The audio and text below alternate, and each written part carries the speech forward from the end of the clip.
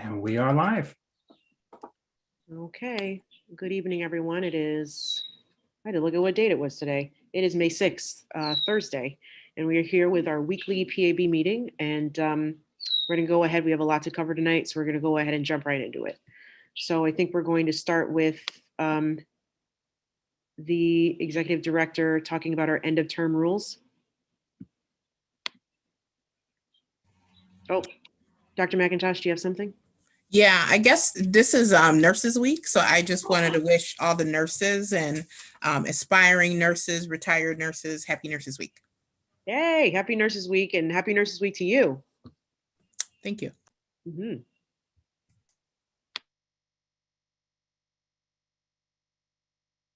Okay, well, happy Nurses Week in advance because we won't have a meeting. Happy Mother's Day in advance. All those who celebrate, which will certainly be me, Mom, I promise. So let me just pull up the presentation for tonight. Give me 1 second here. Okay. All right, folks. We've got a pretty straightforward agenda. First, we got to address some end of term rules that we're thinking about adopting. I'll briefly touch on the outreach work that we're up to, some of the oversight investigations that we're looking forward to finishing up, and then a hiring update. And I say the first thing and probably the last thing are going to take up the most amount of time. So end of term rules. Here's why these are important. It's coming up on the end of some people's initial term. So we've got 3 members who have 1 year initial terms, and those terms are ending. And 2 of those members fill alliance nominated seats. The Police Accountability Board Alliance is the community group that supports the PAB, and they play a very special role in our work by nominating some of our members. And because it's coming to the end of people's first terms, turns out that the PAB needs to do a little bit of extra work to make sure that the transition from the first terms to the next terms, whoever may be filling those seats, is smooth. So let me just kind of walk through some of that with folks. I've circulated a new set of rules. They're pretty straightforward, pretty brief, that I'm hoping that we can talk about tonight and maybe vote on to adopting so we can move forward with making sure that the end of June comes without a big surprise to folks. So here's the thing. Here's why we have to come up with these rules.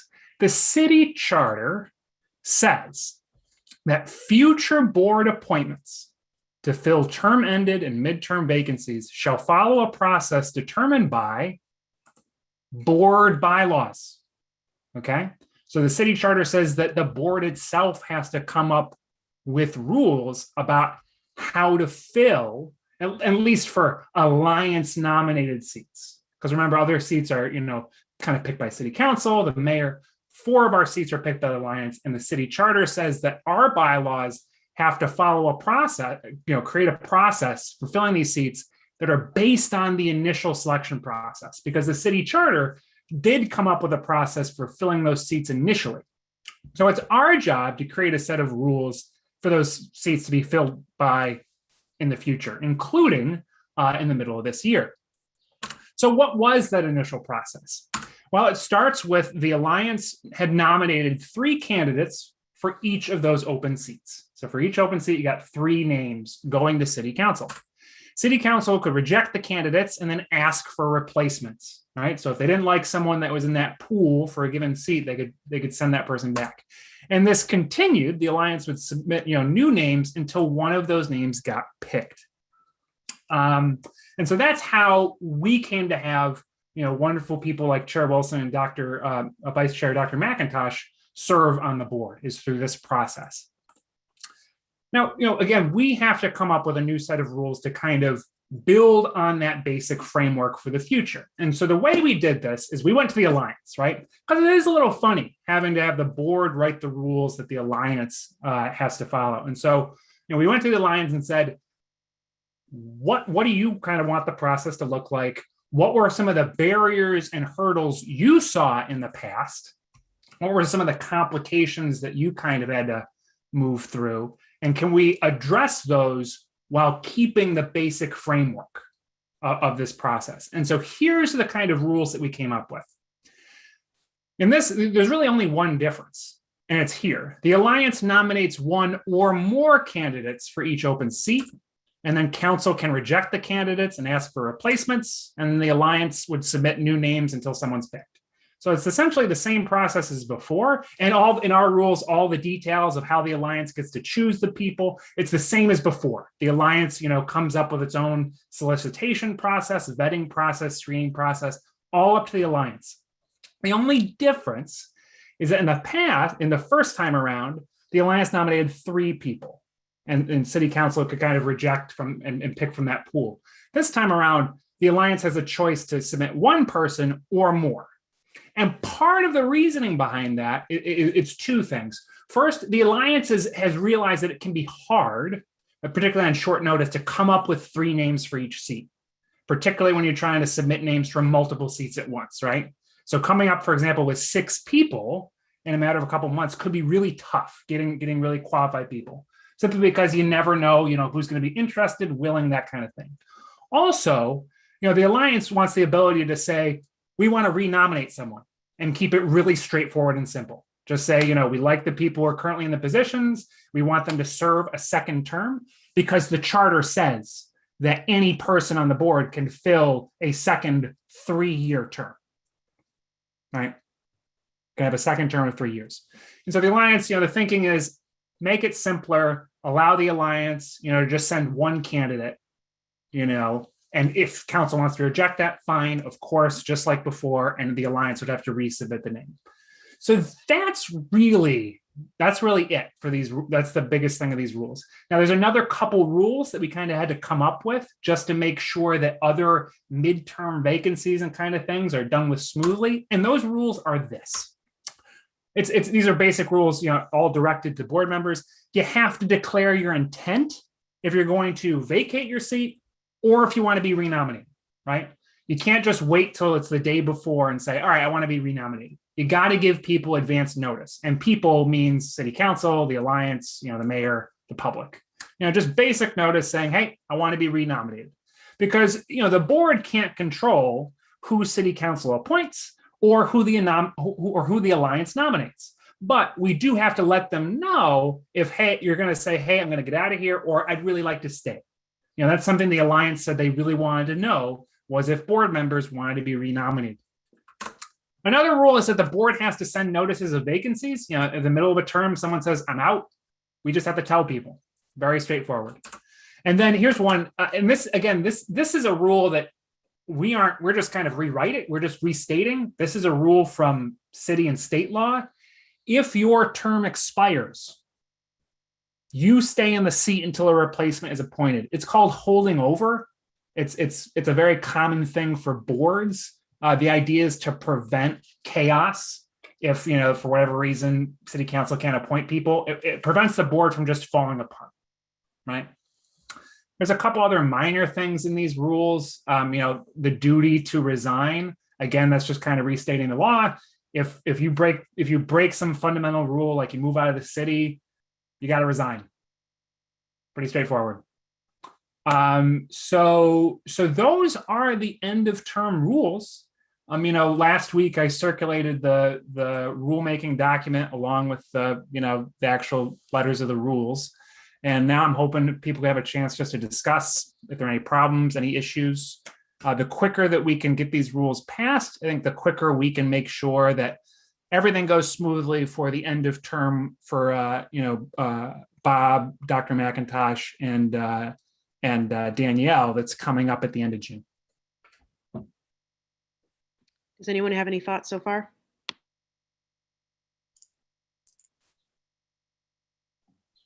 I have a question. If someone is presented to the council, the city council, and they reject that person, like what are some of the, maybe fundamental reasons as to why they would do that? I'm just going to speak from experience. In the past, city council has rejected candidates because they didn't meet the qualifications. I believe they rejected someone in the past, maybe for not living in the city. So those are some of the technical things. But the thing about the law is that it allows, the original nominating process, the one that we have to base our rules on, allow council to reject anyone for any purpose. And that would include anyone that may want to be reelected. Yes. Yes. That's city council's kind of check on the board, right? And I think something useful about our rules is that if council wants to do that, it's not going to get done in quiet, because, by saying, if you want to be renominated, you have to let the public know. Then, council isn't going to quietly not renominate you. They kind of have to explain to people who know that you wanted to be renominated that it's not happening, But there's nothing like, I guess I want to understand if there's, a checklist or other than not living in the city, like what other reasons can they reject a person, especially a person that wants to be reelected? Yeah, I don't know. I'm certain that we can ask and find out. My intuition is that they probably don't have any hard and fast rules. They don't have a criteria or checklist. It's going to be probably something generic, just like we want qualified people on the board. I would just hate for it to be something very subjective. I think we should ask them, and we can just send them an email so we can get it, and so we can give it to you all so that you can see it. Board Member Brown? Great evening again. What is the time frame that the board member has to announce his or her desire to be retained on the board or to vacate the seat? How many months ahead do they have to, before they tell us? In the rules, the candidates would have 2 months. You got 60 days before the end of your term. And technically in this process, that would have been a few days ago. But if we adopted these rules tonight, it's not a problem for people to announce their intention now. So it would be 60 days for you to announce, and then it would be 30 days before the end of the term for the alliance to make a nomination. So that would give city council a month to kind of decide, whether or not they approve of the people.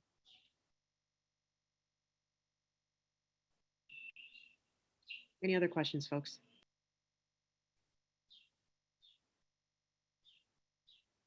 Now, all I want to say is, and I'll just say this setup of having the legislature have kind of total power over whether or not to approve someone's nomination, that is extremely common, and it's the defining feature for independent agencies. Because the bargain is, you have all of this autonomy and freedom, but we have a check on you by control, like being able to say, we're going to nominate or renominate your leaders, right? It's very unusual in the context of an agency that's just a part of the legislature. There's no if you already have total control over the agency, there's no reason to have this, right? So this is a defining feature of independent agencies like the PAB.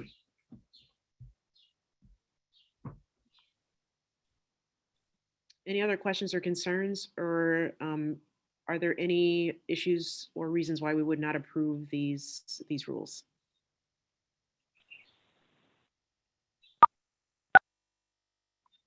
Okay, speak now. Forever hold your peace. No? All right, so then I'll take a motion to approve.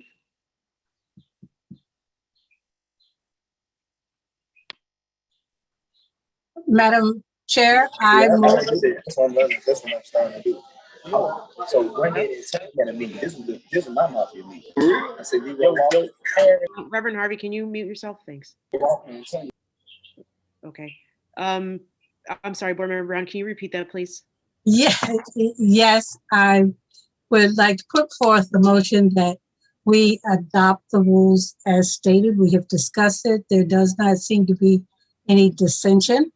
So I move that we adopt the rules as stated. I second that. Okay, so all in favor of adopting the rules as is with no changes, and everybody, all in favor if anybody has any issues? Okay. Okay, and Danielle, I can't see your hand since you're on the phone, so can you let me know? Aye. Thanks. All right, so, motion carries, so rules are adopted. Fantastic. All right, So and what I will just be doing, by the way, as I'll be following up with our 3 board members who will be having their terms expiring, and I'll make sure that we have a formal, notification of your intent, get out the door as soon as possible. We'll be really brief. Okay, so the next part of our agenda has to do with outreach work. Last week we announced a series of 3 educational forums on the PAB's work to come, which discusses what we're up to, what we're looking to do, and our plans for the future that are embodied in our budget proposal. So we had our first outreach event on Tuesday. It was kind of a test run to see how the presentation would go, the format, whether or not the interpretation services worked correctly. It was just me and Chair Wilson. We got quite a few questions. It all just fit into 1 hour. I was fairly happy with the way that it went. We got a lot of great feedback. Again, I think the biggest takeaway is people really, really want us to do policy and procedure review, really want us to dig into the details of the systems of the department. That's a big priority. They really like that about the budget. We're going to be having 2 more of those. I expect those to be much more heavily attended. In the coming weeks, we have a ton of presentations scheduled with everyone from UCLM to the Interfaith Alliance, a lot of people. And I know that part of the reason we've got a lot of reach out is because we've had board members going out to organizations saying, do you want to hear from the PAB? And so I just want to personally thank everyone on this call who's kind of gone out there and hit the pavement. I want to thank the Police Accountability Board Alliance for also hitting the pavement for us. And I just want to kind of briefly talk next steps. I had a great conversation with Board Member Brown about reaching out to some specific faith-based groups. Arlene, I'd like to meet tomorrow to come up with that plan and get that letter out to people. I'd also love to have the video recorded, maybe with you, that we had discussed. That's very thoughtful, but I spoke to Vice Chair McIntosh this morning. She's going to really help with this. She has experience, and together, she and I are going to meet tomorrow. I will ask her if it's okay if we come along and kind of hash out things and see where we're going to go. She has a lot of experience in this area, and I think it's great to hit the ground running with someone who knows what they're doing, because our time is very short. Dr. McIntosh, do you have something you'd like to add? No, we just need to come up with a time. Yeah, Connor, and whoever else wants to join. Great. Rabbi Settle. And by faith-based, do you mean Christian? I'm not sure. What I did, I have, no, they're not all, it's not all Christian based. I have a database of 85 different religious entities that I pulled together, and we're willing to talk to anybody, anytime. My thought was that rather than having individuals try to meet with every group, if we put out a video explaining who we are, what we do, and saying we're willing to come and talk to you with enough information in the 5 to 7 minute video to explain what the PAB does, why we do what we do, and how much we need the community to help us get the work done. There's a lot of talk about police accountability, and that's one of the things that we do, but that's not the only thing. I see us as helping to reimagine safety in Rochester. And that includes all Rochesterians. So with this particular 5 to 7 minute video, and anybody, depending on how Dr. McIntosh and Connor want to do this, I'm saying one video, several of us can do a video and put it out to people that we know. But this would be the trial run. Did that answer your question, or did I run? It's fine. I would just be very careful about if it's just general and it's not addressed to religious communities specifically, but otherwise I'd be extremely careful about language, and assumptions in approaching it. So it sounds like the language would be, what is the PAB?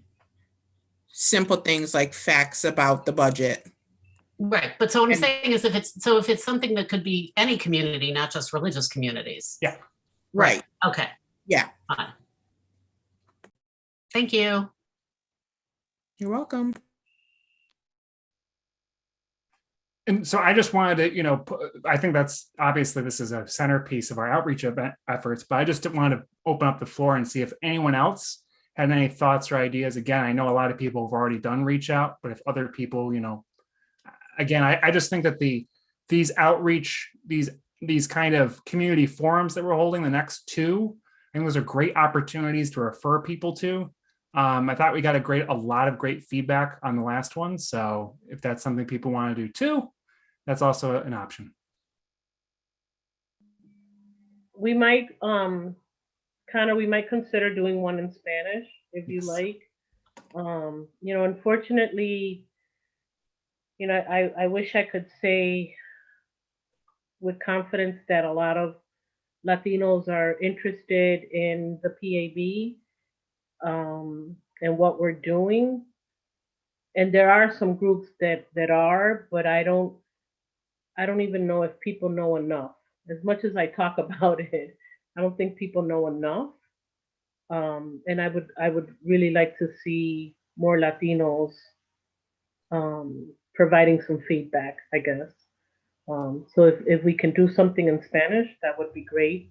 And I'll be willing to help with that. Thank you. I'm going to put that on the list. That'd be wonderful. Board Member Brown. It would also be very helpful if you would help us identify groups that we can send the video to, inviting them for the meetings and different things. My basic idea is that we need to cover as much ground as possible. So if we do an initial blast and see how that works and then tweak it, we can continue to move things around. But the initial information is who we are, what we do, a little bit about the budget, and how we need the community to help us do our job. Well, I think that I think Board Member Brown, you've already come up with a spreadsheet. I have a spreadsheet of lists of contact organizations that I use. I wonder if just, a quick, Google sheet or something with these organizations' contacts that people can just skim through, add to, maybe that's a useful thing to get done. So Board Member Brown, I'll reach out to you to get your list. I'll put it with mine and then I'll circulate. Anything else on the outreach stuff? Okay. So the next part is about our oversight investigations in the MOU. I sent the board an email about the MOU, so you can read that. All I want to say to the public is we're making progress. And the second part of that, because this whole MOU thing, this memorandum of agreement the city wants us to sign, all has to do with making sure the city gives us the information we need to do our jobs. Remember all the way back in February or January actually, when the RPD officers pepper sprayed a handcuffed 9-year-old. We launched an oversight investigation into that, and we did get some information from the RPD, but not everything. And we really want to make sure that the city is able to see what we've seen and see some of the conclusions that we're coming to. So I think it's very important that we do get the rest of the information that we've requested. it's not an immense ask to get the rest of the information, frankly. It's just a few things. So I spoke with our lawyers, and what our lawyers reminded us is that there's the MOU thing it's about long-term certainty details, but there's no reason for us to not ask the city and the RPD very basic requests like, hey, that PowerPoint we have, can we get all of the slides in it? Not just a few of them, right? That kind of thing. And so this is the reason to have a lawyer who can, kind of back you up. And so I'm going to be making some of those basic requests, because again, I think part of the understanding was that the city wasn't going to be giving us anything. And so my thought is just to, politely maybe just ask a few follow-up things to obtain that'll allow us to kind of come to some conclusions on that. Dr. Harrison, you have a question? I'd just like to again raise the idea of doing something with the material that we have. You mentioned that case, but it's getting stale, and I think we've lost traction with it. I agree. I think it does feel that way. And this is up to the board, and I'd like to kind of submit, because we've had something written up for a while. It's not complete. I want to submit it to folks to see what your thoughts are on it. I think that there's some very relevant things about what we know about RPD's training regarding pepper spray. I think the public, deserves to see. I also think that there are some things about the way that the case was initially handled by RPD that's not out there in the public that I think people deserve to see. Again, it's been a few months, but at some point that information needs to come out from somewhere, and I'd like it to be coming out from us. So I'd like that to be a priority when we're, now we're working on the budget. I know we have a lot of things going on. But we also have a lot of board members that are willing to give their time in order to make sure that, the budget education that's going out to the community is going well. And I agree with Dr. Harrison that we really need to get moving on the Harris Street incident. Yeah. Rabbi? I also want to say, if the city's saying that they won't give us any information without the MOU, we don't know what incidents have happened in the meanwhile. So in that sense, it's not a question of, I mean, these issues are still here. It doesn't matter when it happened. And for all we know, more has happened since. So.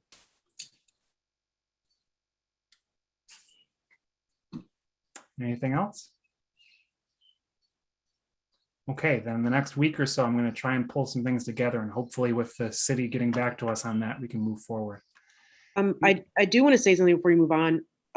I would like, we're going to ask, Connor to work on the Harris Street incident and, pull up everything that he's been working on. So that means that he's going to have to devote a lot more time to getting that done so that we can review it and go over it. So that means that everyone that I'm looking at has to make sure that they're getting involved in all this budgetary education processes, and that everybody is doing what they can to make sure that these educational sessions succeed. And so I'm hoping that, that can happen. I'm hoping that folks can make themselves available to make sure that the process goes smoothly. So thank you.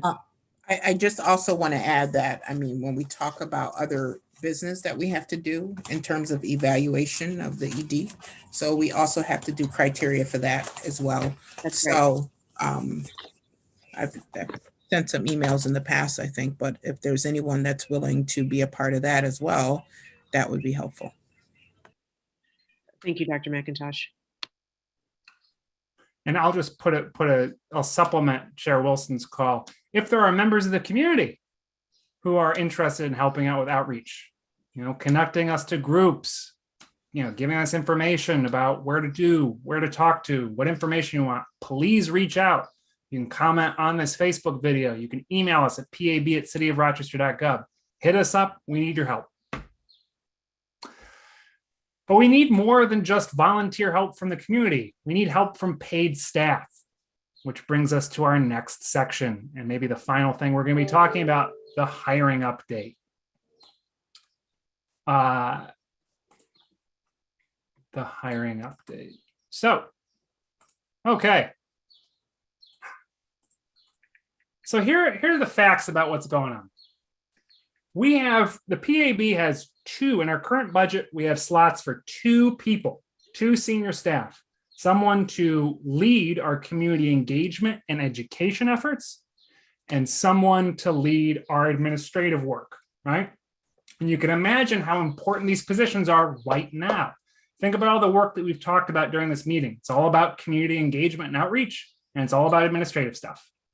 And right now, the people doing this work is one staffer and 9 volunteers filling in the gaps. So we definitely need full-time staff. And, you know, at the end of last year, we advertised positions. We spent a pretty long search process looking for people. You know, last month, maybe even a month before, in the case of one candidate, we found our candidates. We found the people that we were pretty sure we want to hire. The facts are we want to hire 2 highly qualified women of color for these senior staff positions. That's a fact. We want to pay these women what similarly qualified white people in similar positions get paid in city government. But the city won't let us. Those are the facts. Let's talk about why. Let's first talk about these positions. Both of the positions had advertised salary ranges of $69,000 to about $91,000. So the advertised salary ranges, those ranges were set by the city. Those ranges were set by the city. We couldn't have any higher ranges according to the city because you can't have higher ranges than those for the most senior person, which is me. So the city kind of told us what we could pay the candidates. The senior staff positions, they both have significant responsibilities. These are not entry-level positions. These require people to do them well with a lot of work, right? That they are responsible for building the agency out. They're responsible for doing a lot of big public-facing things. And hopefully, if we have a budget increase, they're going to be responsible for supervising staff. So these are real senior staff positions. And they aren't civil service positions. That's very important for the conversation we're about to have. You have to understand that every person who works for the PAB is exempt from civil service rules. So don't think that any of this has to do with, you know, state rules about hiring, what we're about to talk about. It's not. There's nothing to do with that. So let's talk about our candidate. For the candidate that we're dealing with right now, the one that we're running into, that the city's kind of putting some pushback on. Let's talk about this candidate without using their name. They have 20 years of work experience. Okay, they've had serious leadership role in local anti-racist work. They are deeply experienced and highly recommended from city leaders across the city. And they have a master's degree. They're extremely qualified person. This is kind of like a dream candidate for this kind of position. So, you know, when I was instructed to go find candidates and hire people, one of the things the board told me was, focus on pay equity. You know, when we hire people, we want to make sure that they're being paid equitably, whether or not they're a woman, a person of color, woman of color, anybody. We want to make sure that they're being paid equitably. We don't want racism or sexism affecting the way that our workers get paid. So one way to look at pay equity is to start by looking at how the city pays people in similar positions, right?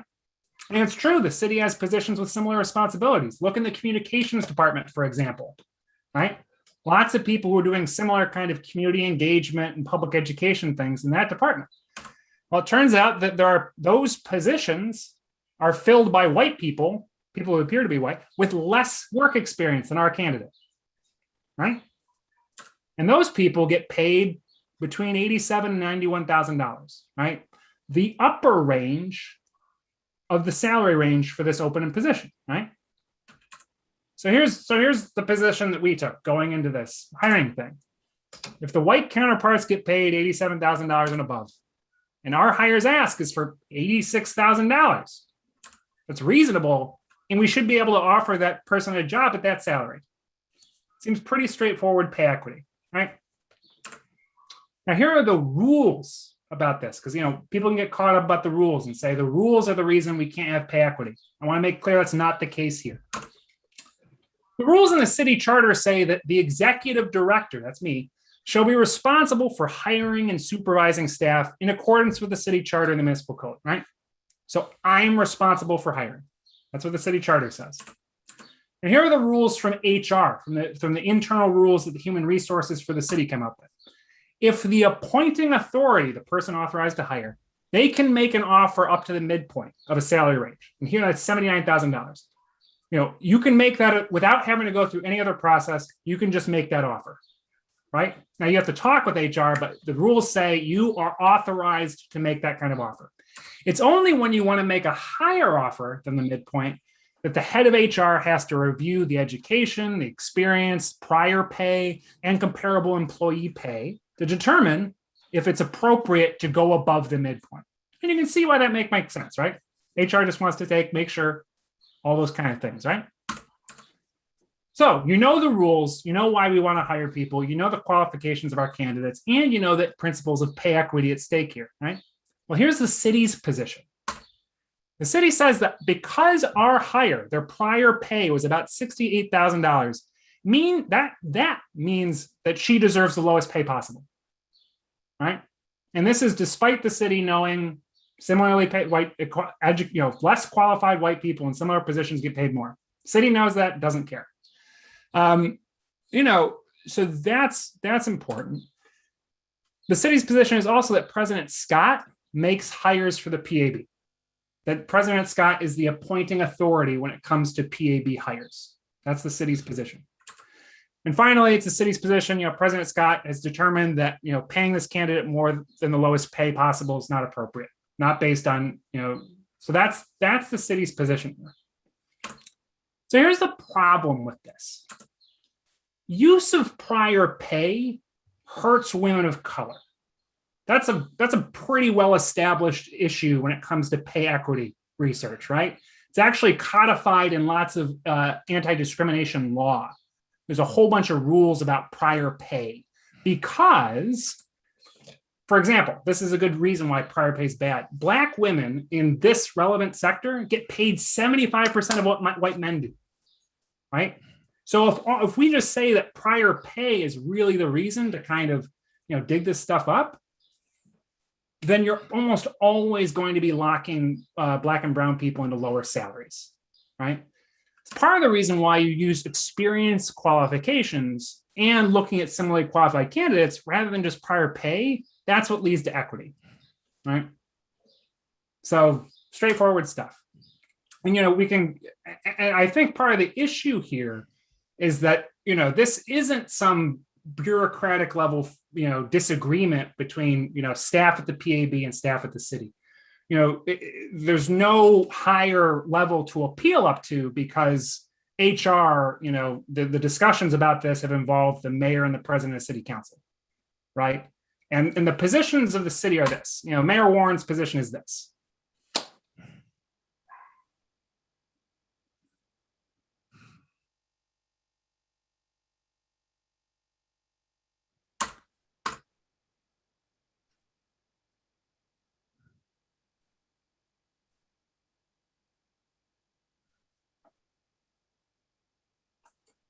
So that's where we're at.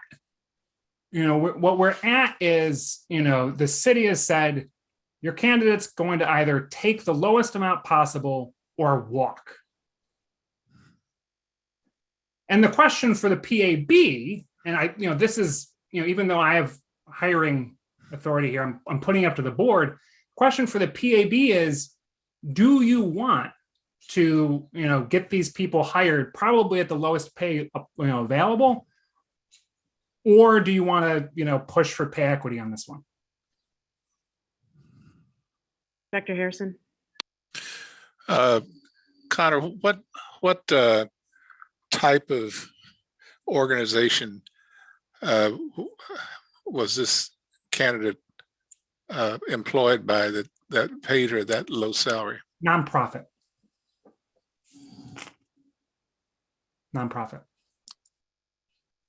Thanks.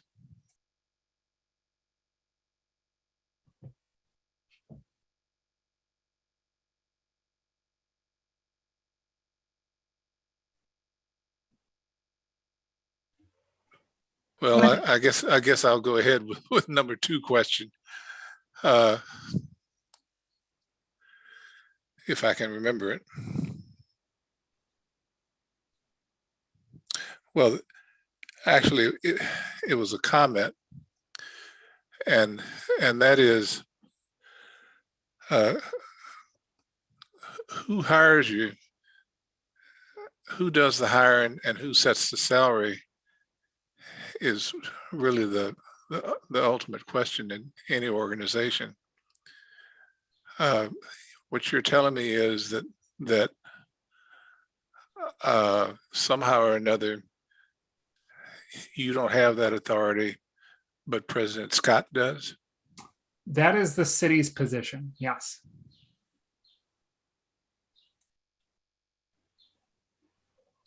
Dr. McIntosh, were you going to say something? Board Member Perez was going to say something. Apologies. Okay.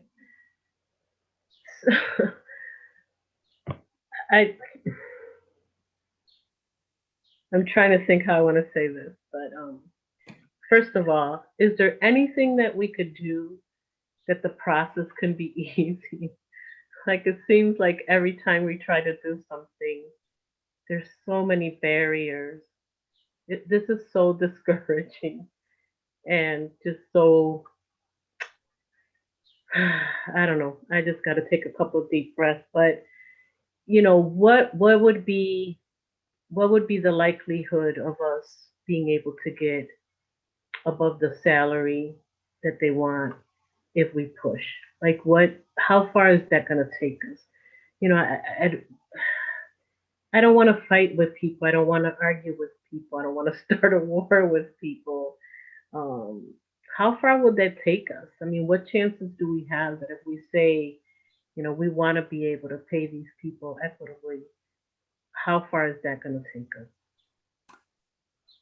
I'll say if they've already just, you know, they've kind of, it seems like they've made up their mind. So what are our chances of changing their mind? I think that they're certainly a lot higher than I think they're somewhat high, in part because I don't think that most of city council even knows that this is happening. Obviously, the public doesn't. I don't think if you ask most of city council, that people would be on board with this. You know, I don't think so. I'm not sure a lot of people, you know, I haven't reached out to Dr. Cephas Archie, who's the head of the equity, you know, doing equity for the city. I would very much want his opinion on this, if this is equitable in any way. And the public doesn't know. And I can't imagine that the public would support this. I mean, this isn't complicated. I'm not hiding some magic fact here. Like, this is it. So I just want to say, I'm as frustrated as you are, Ida. I want to do the work. I have spent most of my time over the last week on this. I want to get to work, but I'll say the most frustrated people are the two women of color we want to hire.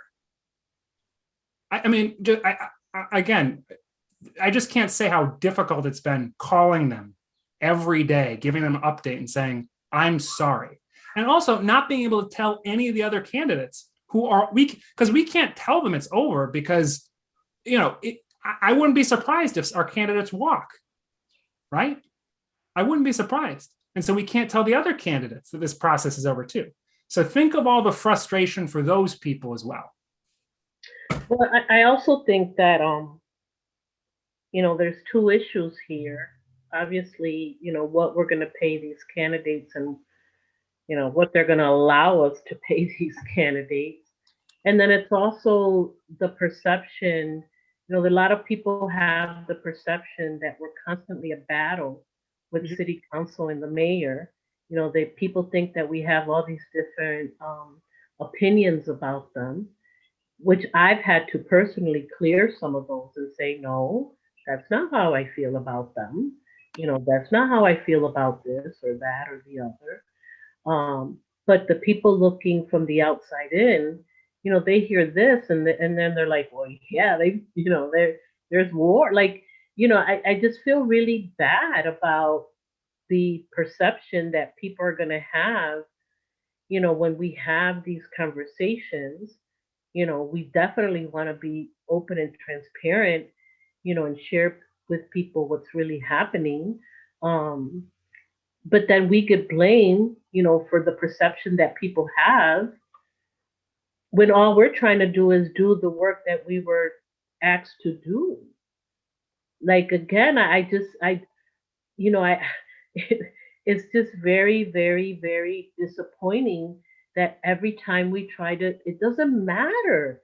It doesn't matter what we're doing. There's always an obstacle. There's always a rejection or a criticism or whatever. And that's and mind you, I get a very small portion of it. I can't even imagine, Shani and Connor, probably, Dr. Celia, what they get. But like, I don't even know what to say anymore. I'm sorry. I'm just really just. Board Member Brown. I think you were first. I don't think we need to take any of this personally. It's not about us. And no, we don't want to give the perception that we're fighting and that kind of thing. We're all on the same team. It's all to better the city of Rochester. I believe that we ought to do as much as we can to get the highest salary possible. We cannot start out groveling and going to the bottom of the barrel in the beginning. Come on. Yeah. We're new. People are qualified. It's one thing if you're hiring me, yes, you could go because I'm not qualified. I don't have the credentials. I don't have the education.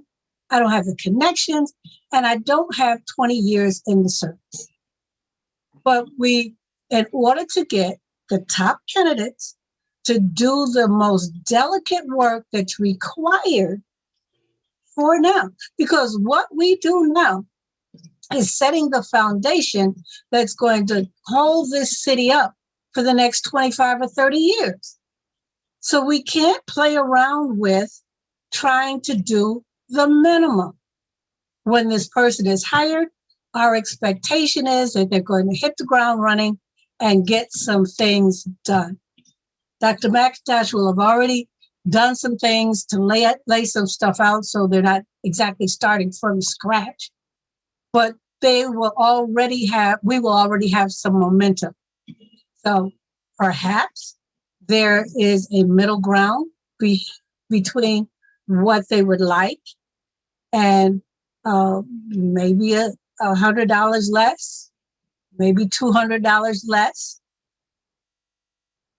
But let's raise the expectation for how this city values its employees, the work that they do, and the things that have to be done. We don't do things secondhand. We don't do things second class. Look around the city. You see all the building that the mayor has done. You see the housing that's going up. You see all the things that are happening around the city, and it's all top-notch, first class, done with excellence, because the expectation is excellence. And we as board members are hiring people with excellence to do an excellent job. And yes, we understand our ground. If we can't come to some, perhaps the candidate is willing to take, like I say, $500 less or $1,000, but I don't expect them to come down to that minimum. No, we're much, much better than that. We are much better than that. The city is better for that. And I'm sure when other city council members hear of the grovel level that is expected, they will not be on board, because it does not represent them or the city well with the excellence that this city has. Dr. McIntosh. Board Member Perez, you asked earlier, what are some things you may not get reelected for? Here we go. I'm going to be honest, because I have to err on the side. I'm a Black woman, and I know that we get about 63 cents on the dollar. And Latino women typically get about 50 something cents, and Native American women get less than that. So when it comes to should we go for a more equitable pay, I would say, yes, we should err on trying to go that route. A couple things that I'm wondering though. I want to know, does anybody here know, what does a police officer with a high school education with 6 months out of the academy get? What's their salary? Do we know? Starting salary? I can find that out by the end of this meeting. I know that the average. I do. Oh, you do? Okay. Yeah, so the average salary for starting salary for the Rochester Police Department is about $46,000. $46,000. Okay. Yeah. Okay. Okay. So this is not the first time I've heard of this unequitable pay. This is not the first time I've heard others that have worked at the city talk about this. You know, and I'm just wondering, you know, could these two candidates be hired in the communication department and get paid at the $87,000 to $91,000 salary and work for us? Is there another option? Is there another way? Because I don't think this is fair. I mean, granted, I know this is not our position. I know that we don't have probably any real rights to be having this conversation. I'm not really sure, but the reality of it is, I don't think it's fair. Overall, I don't think it's fair, because I do, like I said, working in different institutions where we as Black women, or me as a Black woman, speaking for Black women, tend to get paid less. It's problematic. And if you definitely want someone to show up and do the work and not have to, essentially be and come to work and do their best work and show up for the community, I think that this needs to be addressed. I'm done speaking. Dr. Harrison. I was just thinking about when I had a job in Arkansas, and the first time I tried to hire a secretary at 2 steps above the entry level, was told that it had to be approved by a legislative committee downtown. In Arkansas, everything gets approved by a legislative committee, even administrative stuff. The thing that I'd like to make sure I understand, Connor, is who decided that President Scott was the hiring authority, and was this documented? I'm going to be frank. This is the city saying that we are a subunit of city council, right? That makes President Scott the department head under city understandings, and that makes President Scott the person who's responsible for making these kind of major administrative and HR decisions for us.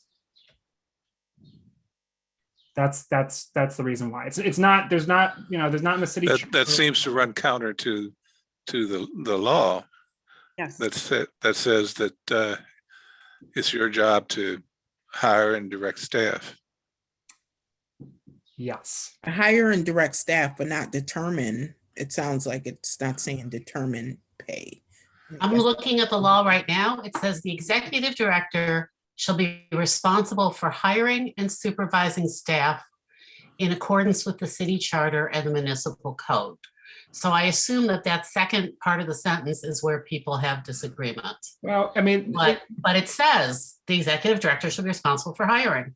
Because I just want to remind people, city rules say whoever the appointing authority is, and usually that's the department head, that person has the unilateral authority to make an offer at mid-level. I mean, I have an email from the head of HR saying that, right? So it does matter who the appointing authority is, right? And the important thing is that the city thinks that's, and I just want to say this, it's not just hiring, right? The reason why I don't have a purchasing card is because the department head, I can't request a purchasing card. I have to go through city council. We still don't have that. There's so many day-to-day things I don't get to do because the city doesn't treat the PAB as, something separate from council. So, that's what it comes. I'd like to suggest that a couple of us get together and craft a letter Yep. to President Scott, contesting some of these decisions with a copy to other members of the council. Agreed. I agree. Is that enough trouble, drawer? No, I think that this has been, folks, we've been here for a year, and it's just, I don't really know what else to say anymore. I'm kind of at the same place where Board Member Perez is. I know that that we are, trying to do the work that the city has called us to do. We have 2 positions that are senior positions that we're trying to fill. And, that was, we chose Connor as our executive director, and we now have 2 positions that are open so that we can get the work done. They were created by him and they were approved by us. And I don't know what else to say. There is a point where, I think there is a point where, the city has to know that this is happening. Like, enough is enough. And, I understand, that I'm hoping that there's more discussions to be had. But I also think too, that when we have a government that is run by people that look like me and people that look like the candidate, and, there has to be better. We have to have better. And really, we keep saying this over and over again, the challenges that we're facing as a board, with the city, but, we are, we're not trying to go to war, but I believe the fact that we exist is an anomaly in city government here, right? We are community led, we are community appointed. We were voted on by a referendum by overwhelming majority of people here. It takes a tremendous amount of effort to make changes happen in the city. And this is why that is. So, this is the fight, folks. This is it. And, these fights are worth having, though. That's why we're here today talking about it. We believe that the candidate is qualified, and we expect that, especially those on city council that are expressing openly that they are in support of the PAB.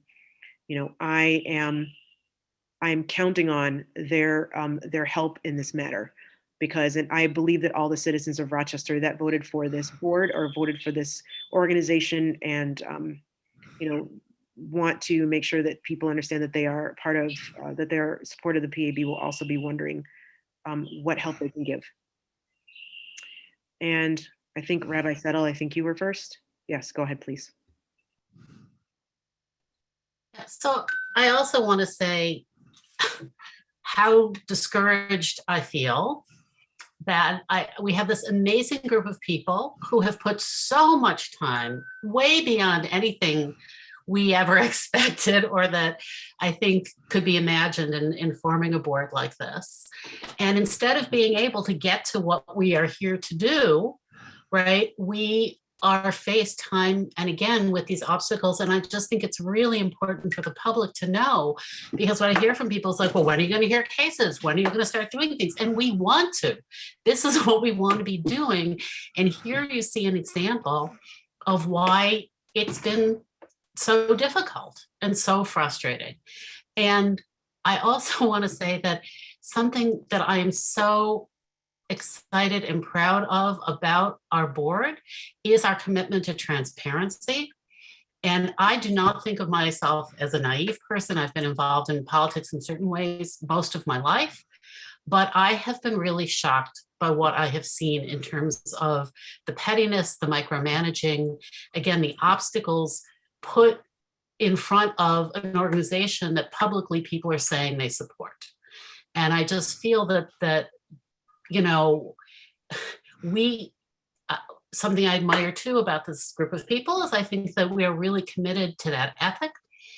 And the idea that we would just say, okay, to continuing discriminatory and I would even say oppressive practices that injure Black and brown people and women is just impossible. I can't imagine why anyone would think that we would think that was okay, given our commitments and given the work that we are doing.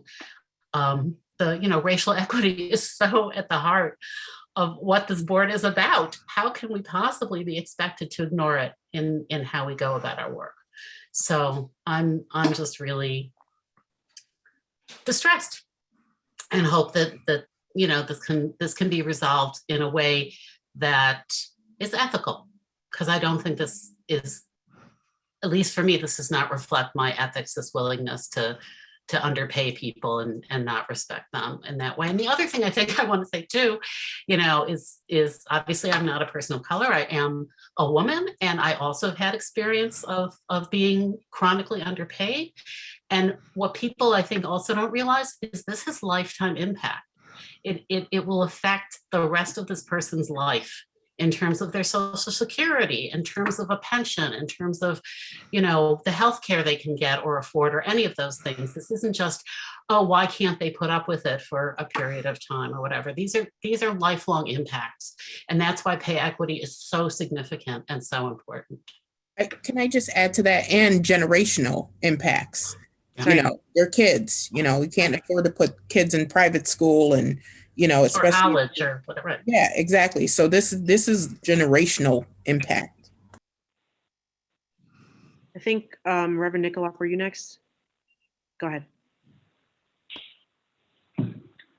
I'm frustrated for all the reasons that you already shared.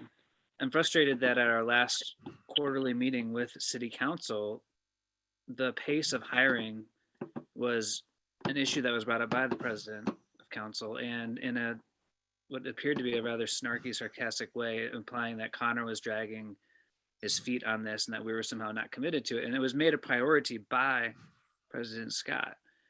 And so it's just very confusing, right? That's something that she can use to slap him in the face on one hand, and then she can slap him with the other hand. It seems like the opposite of kind of that thing that, the ethic of turning the other cheek. It's like, he doesn't have to do that. We don't have to do that. How this culture exists, this inequity culture, this culture of bullying and of strong arming people is part of police accountability, because the people who are doing the strong arming are also people who you as the public and we as the board need to look to in order to both help us with future disciplinary decisions and also to make sure that they are carried through. So again, as the president said at Connor's hearing, when someone shows you who they are, believe them. The leaders of your city government are showing you who they are. They would love to continue to post PAB all over their campaign materials and on their resumes and on their legacy documents. But when it comes down to supporting us in real ways and supporting reform, not just in terms of the police, but in terms of creating a better culture in city government so that it sends a message to those who practice other forms of culture that are detrimental, they'd rather do this kind of thing. And I would just say to anyone watching this, believe them. This is how it works in your city government. And we're not going to settle for it because you called us to pursue accountability, and this is tied to police accountability. Dr. McIntosh. Okay, I'm back on my soapbox. So Danielle, that 46,000, was that across the board, or was there a difference between men and women with that? Are you aware of that for the starting police officers?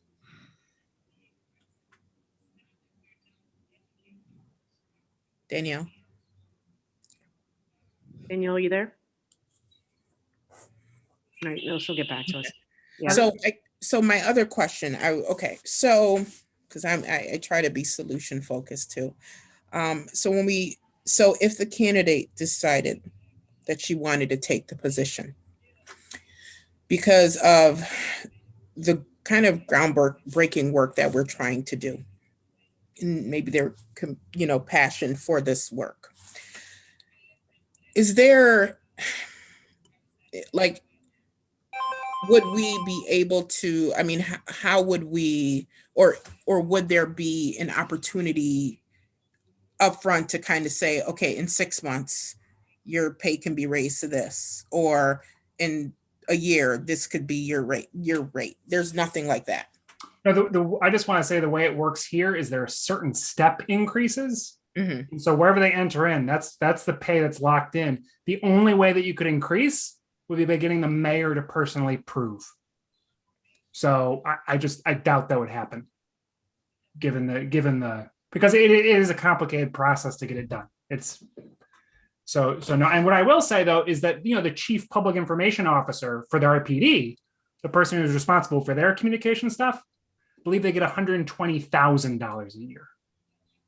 And the head of the city's communication department, Justin Roy, gets $130,000 a year.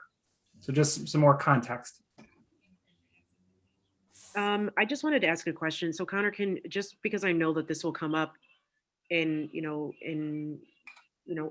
about for folks that are watching about, the CCSI and about some of the other things that have come up, just for the sake of being transparent about everything, because I know that there's been accusations that we're only cherry picking the information and not giving everything that we have. I think that, that should be something that we discuss as well, or that we tell the public about as well. Sure. I'll just briefly say, City Council President Scott and a bunch of people in City Hall have been pushing the PAB to use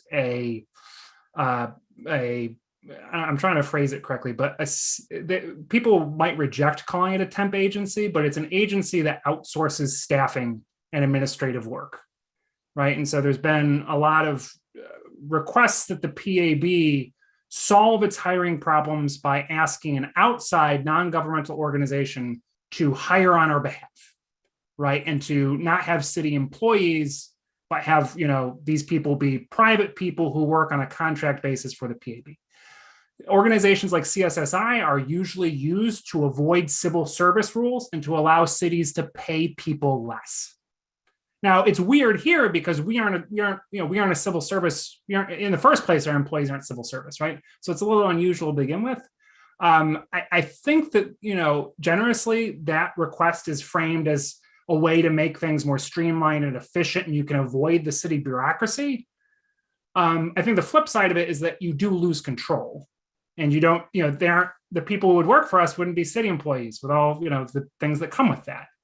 And so I'm personally very skeptical of using those kind of things. I'm always willing to hear more, always willing to hear the details, but I also don't know how that solves our current problem, which is we have 2 listed city positions that we need to fill, unless the option is to delist those positions and have it done by a contractor, which would just, I think, create even more delay. But that's, to the extent that that's useful context, I guess that's, people should know that.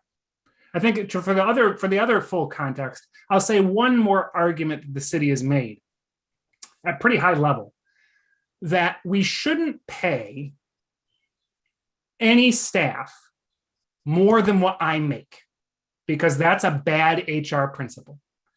Now I want to be very clear about something. My position pays a little bit more. The range is 72,000 to about 92 or 3,000, right? When I was hired, I specifically asked, I said, I want the lowest pay possible so we can use the free money to pay lower employees more. And the city was okay with that. And so this argument that my pay should be a cap on the more, frankly, more experienced people that we're hiring is just extremely frustrating, given the way that my pay was dealt with. It's just really not cool. So from full transparency, that's an additional argument that the city's making. Is that in writing? Yeah. I mean, I don't think there's a rule about Right. it. I couldn't find a rule about it. Right, but yes, but my question for you is, did you specifically tell the city that that's what you wanted and they said yes? We'll give you that.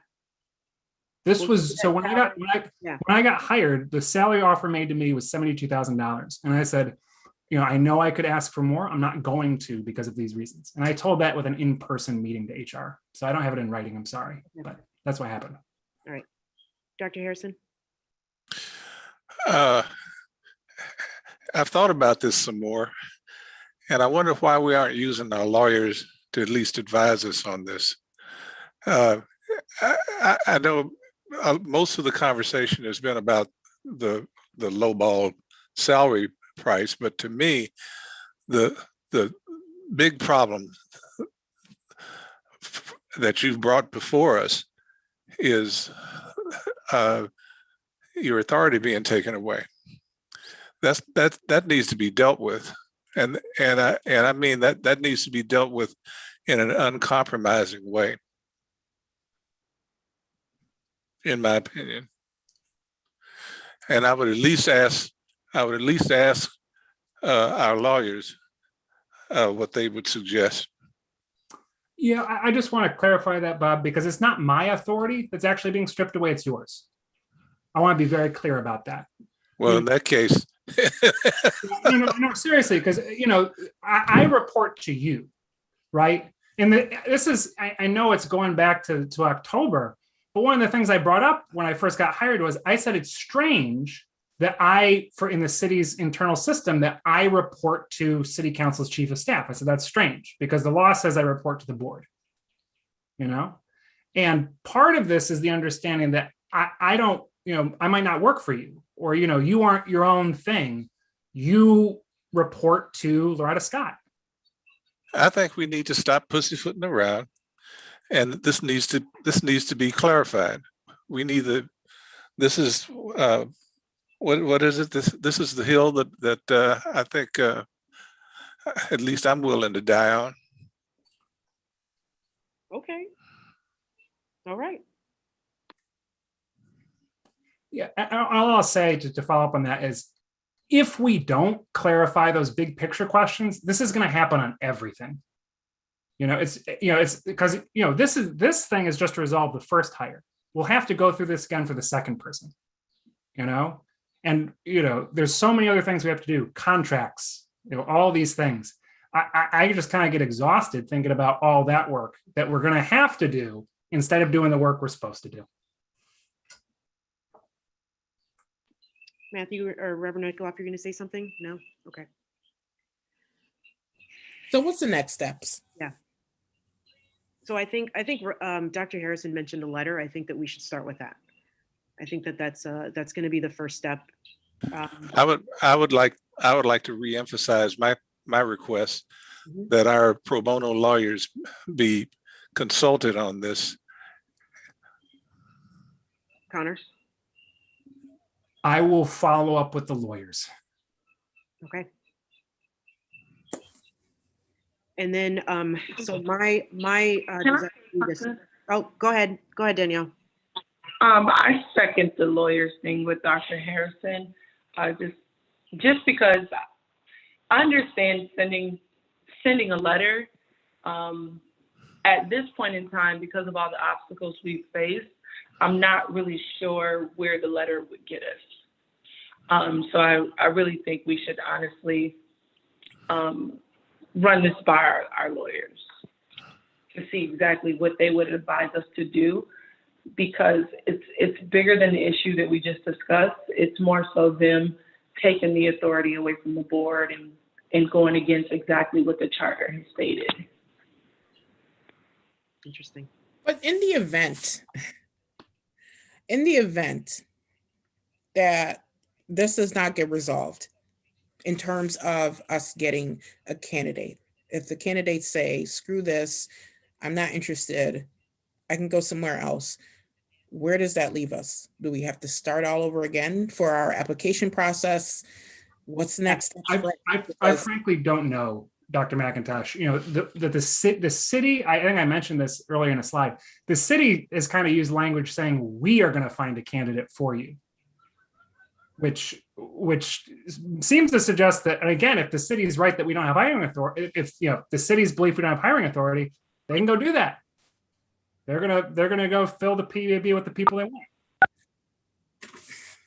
So that's kind of where this is.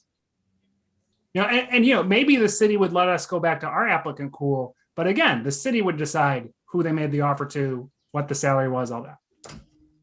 So that's where you're at. So, okay, I'm done. I'm done for now. Dr. Harrison, you were going to say something? I just think that what we've done is talk around this, and we finally gotten to the point. We finally gotten to the central issue. What's important is it's not the little diddly stuff about who gets paid this and who gets paid that. It's a question of who has the authority. And we're supposed to have the authority, and there are various components of the city that are trying to prevent us from exercising our authority, and that's got to stop. I'll put a quick plug in for next week. Next week's board meeting at Thursday, we're going to be having the New York City head of New York City Civilian Review Board, along with some other civilian review leaders, coming to talk to PAB about what we need to do to succeed. They have some things to say about how authority to make decisions on your own is a very important part of the success of civilian review boards like us. So I would suggest people tune in for that. And I expect that the PAB will be asking those experts some questions about our situation. And also, I guess I just want to ask another question about are there any other clarifying statements that we can make or information that we can give to make sure that we're being fully transparent about what's going on, that everybody has all the information that they need, especially for the board? I'm just trying to think of anything else. I'd ask if, Connor, after you talk to the pro bono lawyers, if they have any idea of what should be done. I think there should be an executive session next week for us to discuss it. If the law allows us to do it, we'll talk about it. I will draft up an email to lawyers and get talking to them about it. Yeah. Anybody else have anything else? And the only thing I'll say to Bob about the executive session thing, and this is something I think a number of us have discussed. I think that we don't win behind closed doors. I don't think we do. I mean, we're both, the charter says we have to be transparent, but you know, I think every closed door meeting that I've been in has been extremely unproductive. Well, it's my understanding though, when we're talking to our lawyers, that it's a good idea to have that in an executive session. Yeah, but I'm sorry, Bob. I that brought up a thing that I think I've been thinking about, because I just want to say, you know, the public wouldn't know about what's going on with the city unless we talked about it in this meeting, right? So I think a more general thing about, you know, closed door meetings with other city entities. That's my point. Not necessarily about our lawyers. I'm sorry.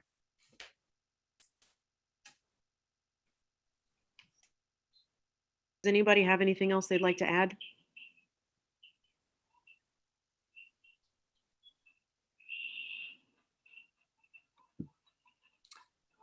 Okay, it sounds like next steps for me are to email the lawyers, and then we'll move forward from there. I do think that, you know, people should think about other solutions in terms of communicating with council members, in terms of communicating with the public, you know, and what we will do if nothing changes. And that should be on people's minds. Oh, Rabbi Settle. Yeah, and I would just say, I hope, you know, again, publicly, to just say that it would be great to hear from other city council members, you know, that they're committed to pay equity in this way. And I will say, public, always good to tell your elected officials what you think about issues as well. So feel free to contact them. Thanks.